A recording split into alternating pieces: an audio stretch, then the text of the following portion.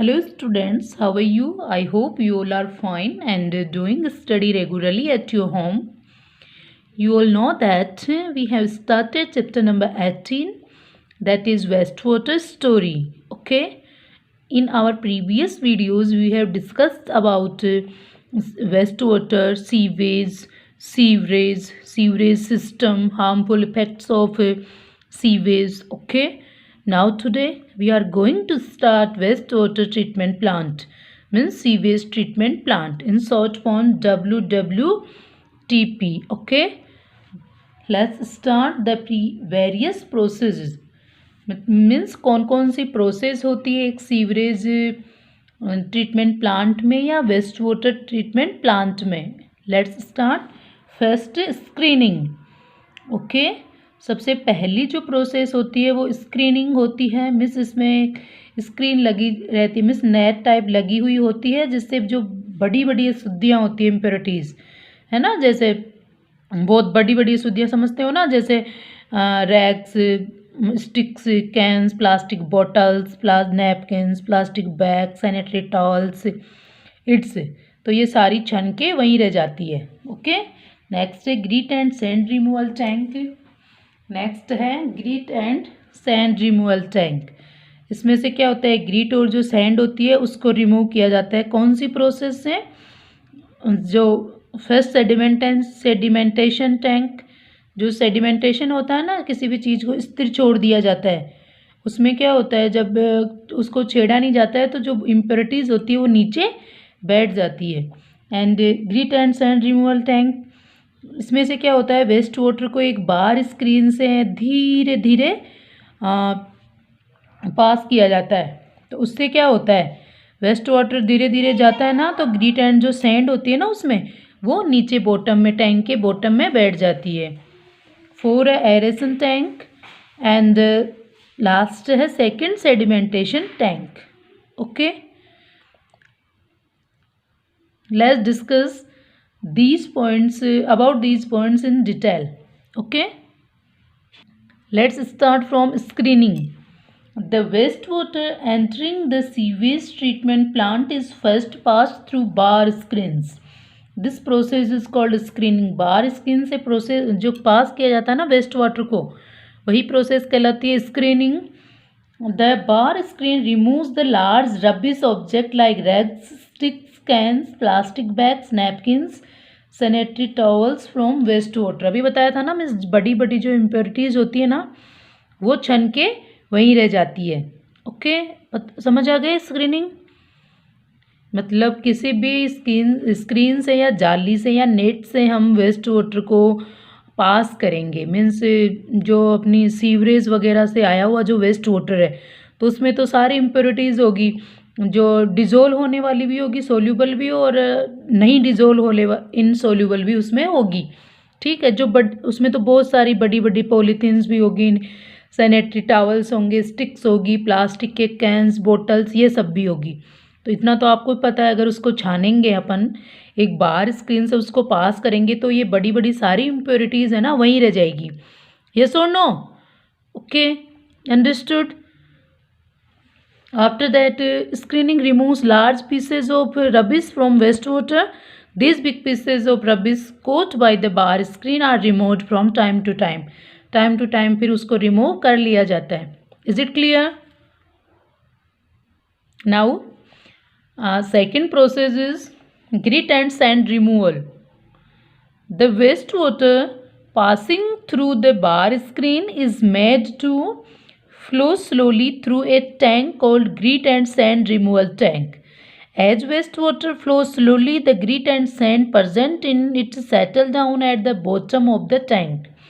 Grit और sand removal tank में धीरे धीरे पानी को पास किया जाएगा. इससे क्या होगा, जो ग्रिट एंड सैंड है ना वो धीरे धीरे नीचे उस टैंक के बॉटम में बैठ जाएगी, सेटल डाउन हो जाएगी. Is it clear? Now next topic, first sedimentation tank. Sedimentation क्या होता है, ये हम अपने प्रीवियस क्लासेस में ऑलरेडी डिस्कस कर चुके हैं. मतलब इम्प्योरिटीज़ का बॉटम में सेटल डाउन हो जाना. Okay, the waste water is then passed into a sedimentation tank and allowed to stand there. क्या होता है उसके बाद सेडिमेंटेशन टैंक में इसको पास किया जाता है, ठीक है। Sand for a while, most of the solid organic matter settles down on the sloping bottom of the tank in the form of sludge. थोड़ी देर उसको वहाँ रोके रखते हैं, उससे क्या होता है, जो सॉलिड ऑर्गेनिक मैटर होता है ना वो स्लज के रूप में नीचे बैठ जाता है। ओके, स्लज क्या होती है देखिए, what is meant by sludge, the solid part of sewage is called sludge. जो सीवेज का सॉलिड पार्ट होता है ना वो कहलाता है sludge. The waste water treatment gives us two useful products.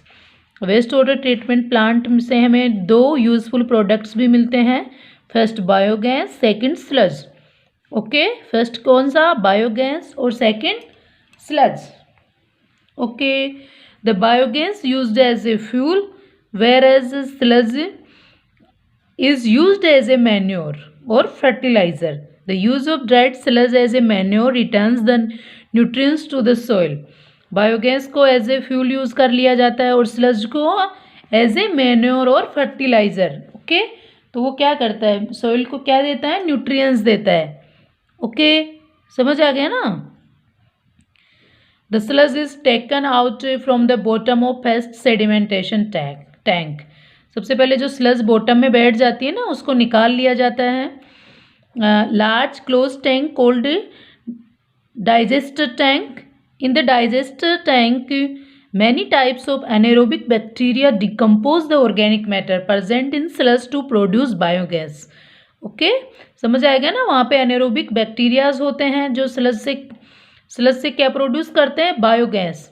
ठीक है, biogas fuel as a fuel use कर ली जाती है और जो बचा हुआ सॉलिड लास्ट में बच जाता है ना स्लज का, मतलब डाइजेस्टेड स्लज, उसका यूज़ कर लिया जाता है एज ए मैन्योर और fertiliser. Okay, the waste water left in the first sedimentation tank still has some organic waste in the form of tiny suspended particles. फिर भी बहुत छोटे छोटे पार्टिकल्स में थोड़ा वेस्ट मटेरियल उसमें बच जाता है, which do not settle at the bottom of the tank as well as soluble organic matter also. कुछ सोल्यूबल होता है वो बॉटम में नहीं बैठता है, बताया था ना मैंने, सोल्यूबल और इनसोल्यूबल दोनों प्रकार की इम्प्योरिटीज़ होती है उसमें। There may also be some oil and grease floating on the surface of waste water in the sedimentation tank. These floating materials are removed by a skimmer. Thus, mainly watery waste is left in the first sedimentation tank. It is also called clarified water. ठीक है, कौन सा water कहलाता है ये, clarified water. Okay, next process in aeration tank. Okay, the mainly watery waste from the first sedimentation tank is passed into aeration tank. जो first sedimentation tank होता है ना उसमें जो वाटर होता है उसको किस में पास किया जाता है बाद में, एरेशन टैंक में। The tank is which air is put into water is called aeration tank. Air रखी जाती है वाटर में उसको कहते हैं aeration tank. The watery waste already contains aerobic bacteria in it.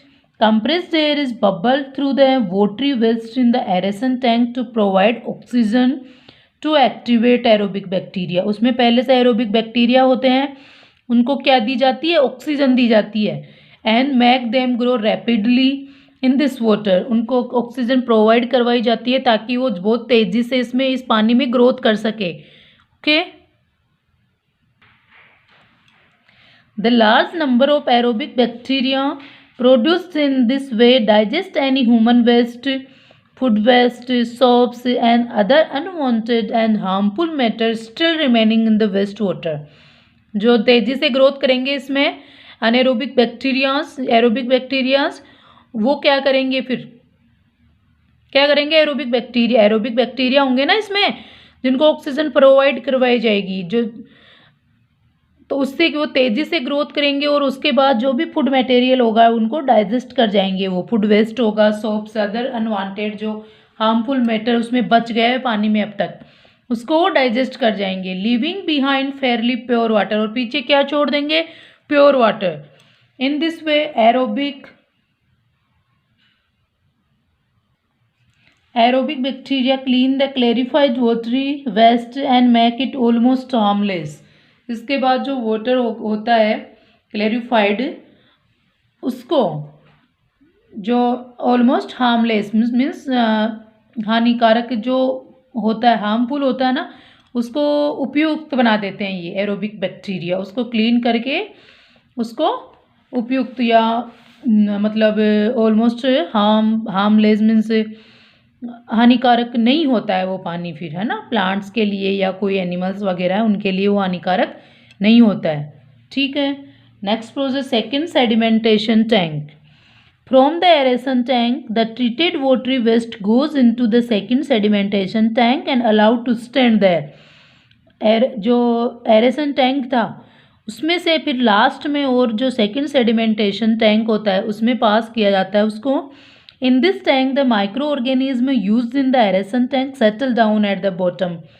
जो एरोबिक बैक्टीरिया एरेशन टैंक में यूज़ हुए थे वो क्या होते हैं, फिर बॉटम में बैठ जाते हैं। उसमें थोड़ी देर उस पानी को झोंका तो छोड़ दिया जाता है, तो वो जो एरोबिक बैक्टीरिया हमने एरेशन टैंक में जो प्रोसेस में यूज़ हुए थे वो बॉटम में बैठ जाते हैं। मीन्स वो तो बच ही जाते हैं ना फिर, तो उनको भी अलग करने के लिए सेकंड सेडिमेंटेशन टैंक में उसको पास किया जाता है उस पानी को, तो वो नीचे बैठ जाते हैं। Tank forming a fine sludge called activated sludge. तो उसको जो नीचे बैठ जाते हैं उसको बोलते हैं activated sludge, because active microorganism such as aerobic bacteria and oxygen are present in it. इसको एक्टिवेट स्लज क्यों बोलते हैं, क्योंकि इसमें aerobic active microorganism means जो एरोबिक बैक्टीरिया थे वो थे और ऑक्सीजन भी इसमें थी, इसलिए इसको क्या बोलते हैं, activate sludge. Okay, see this diagram carefully. ये देखिए फर्स्ट है ये स्क्रीनिंग, ये लगी हुई है ना यहाँ जाली, तो इसमें जो बड़ी बड़ी जो लार्ज रब्बी स्पीसीज थे वो यहीं पे छन के रह गए, फिर यहाँ से इनको उठा लिया जाता है। ये बाहर स्क्रीन लगी हुई है और वेस्ट वाटर सीवेज यहाँ से जा रहा है। ठीक है, और नेक्स्ट इसके बाद गया ये grit and sand removal tank. ये है ग्रिट और सैंड रिमूवल टैंक। इसमें क्या हुआ, जो ग्रिट और सैंड के धीरे धीरे इसमें से पास किया गया, तो जो ग्रिट और सैंड के पार्टिकल्स थे वो नीचे बॉटम में बैठ गए।